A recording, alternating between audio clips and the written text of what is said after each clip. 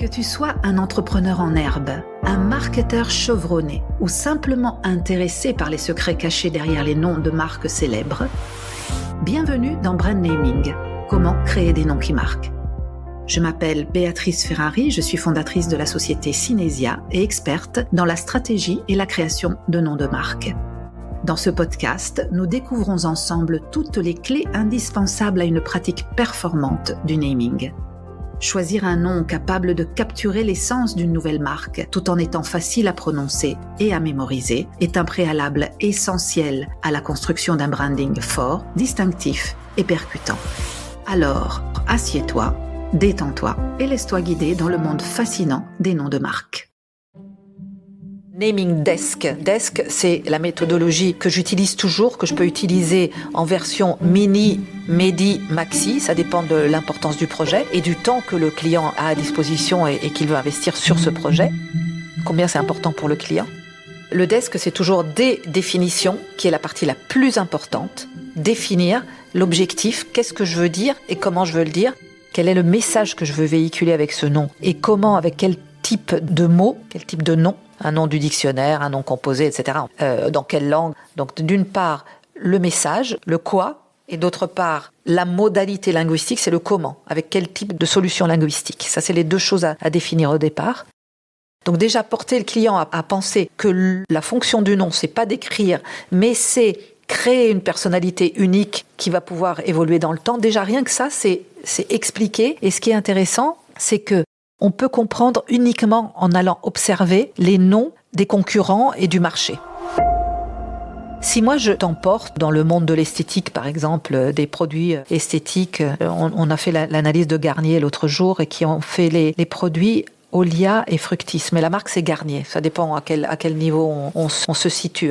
Olia et Fructis, bon Fructis il y a des fruits, Olia et Fructis c'est un niveau en dessous, donc c'est un peu plus descriptif et on peut être un peu plus descriptif quand on a une marque plus forte au-dessus. Alors que L'Oréal, c'est la marque concurrente, mais bon, ils ont racheté Garnier. L'Oréal, c'est un nom qui a été créé à partir de auréole.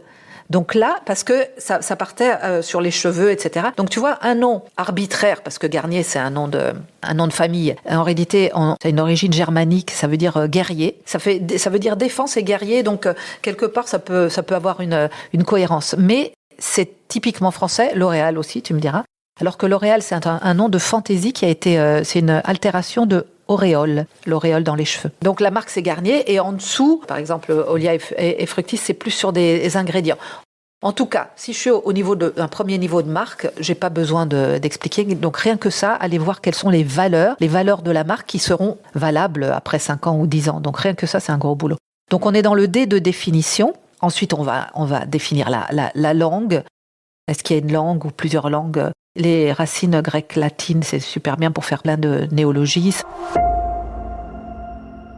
Je passe à la deuxième étape qui est le E de exploration. On va explorer toutes les possibilités de dénominatives. Donc on va faire de la créativité pure, vraiment créativité individuelle dans les dictionnaires. On va se confronter, on va se stimuler ensemble et la créativité, on peut créer, même pour un mini naming, c'est-à-dire le plus simple qui se fait en 10 jours, on crée plus de 500 mots, donc pour arriver à 15 libres. Donc c'est toujours un processus où tu définis et c'est un travail convergent où tu vas définir avec une grande précision ce qu'on va dire. Ensuite, on va ouvrir, c'est un triangle divergent, c'est l'exploration, on ouvre toutes les possibilités.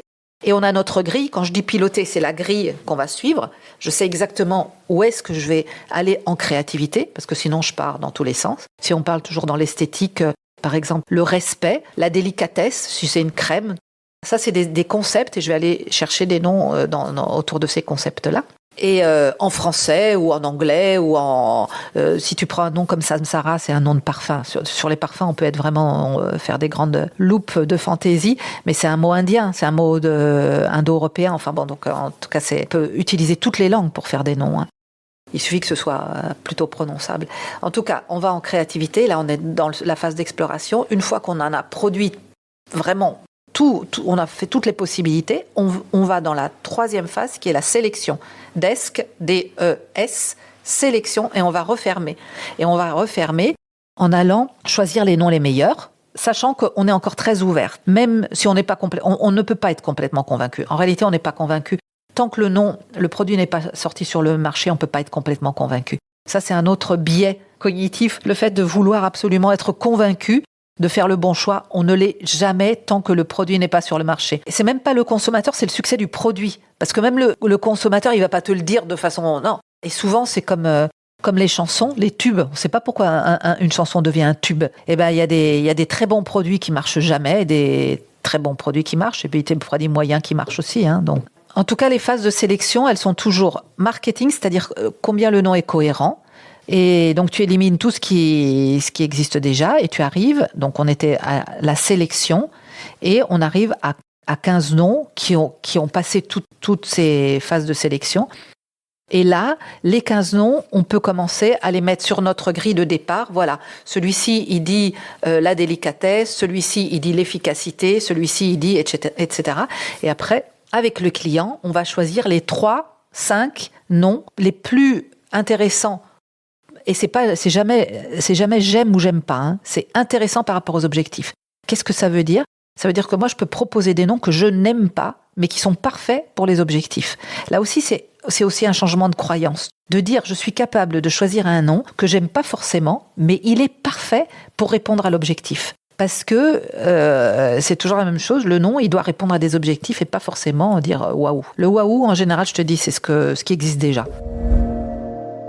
J'essaie de faire comprendre aux clients aussi que ce qui est important, c'est qu'ils choisissent, parce que ces noms-là, ils fonctionnent. Ils ont passé toutes les épreuves pour être tous potentiellement intéressants. Il y en a un qui sera plus intéressant que l'autre, mais en fait, ce que j'invite à faire, c'est de traverser le processus pour faire émerger les noms les meilleurs, en se libérant de l'idée qu'il doit y avoir le nom idéal. Le nom idéal, il n'existe pas. Il y a une série de noms, et je fais toujours le parallèle avec l'or, la recherche de l'or. La recherche de l'or, quand tu vas dans la rivière avec ta mie, tu mets toute la boue à l'intérieur et puis tu secoues et tu vois, il y a des pierres. Donc, le D de définition, c'est trouver la bonne rivière, le bon filon. Le E de exploration, c'est aller voir toute la boue, les pierres et tout ça. Tu mets ça dans ton tamis, tu secoues. Le S de sélection, tu as déjà ton tamis et tu mets de côté les pierres où potentiellement tu penses qu'il y a quelque chose. Le C de contrôle, donc c'est contrôler, c'est la dernière. Là, ça se fait avec le cabinet juridique. Et le cabinet juridique, sur un nom comme Garnier, mettons un nom comme Garnier, il va regarder toutes les similitudes dans le même domaine. Donc, Parnier, Tarnier, Carnier, etc. Parce qu'il suffit qu'une lettre soit différente pour que l'autre, si c'est le même type de produit, il puisse te faire une opposition à ton enregistrement. Donc, en fait, il faut aller après sur le terrain le plus vierge, prendre moins de risques ou bien faire des accords avec d'autres sociétés, parce que là aussi, c'est possible.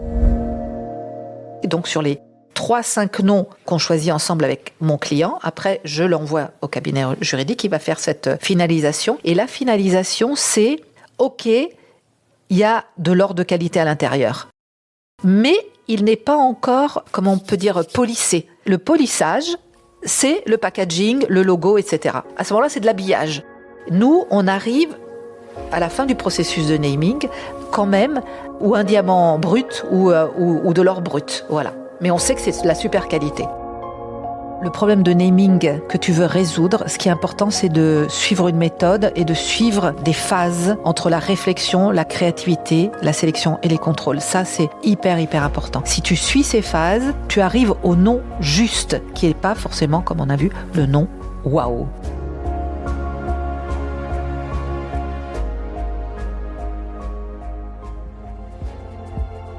Si tu as des questions ou des commentaires sur cet épisode, n'hésite pas à les partager avec moi sur les réseaux sociaux ou sur notre site web synesia.com, synesia.com. Tous les liens sont présents dans le descriptif. Et rappelle-toi également de t'abonner afin de ne pas manquer les prochains épisodes et à mettre 5 étoiles sur Apple Podcasts et Spotify. À très bientôt pour de nouvelles aventures dans le monde passionnant du naming.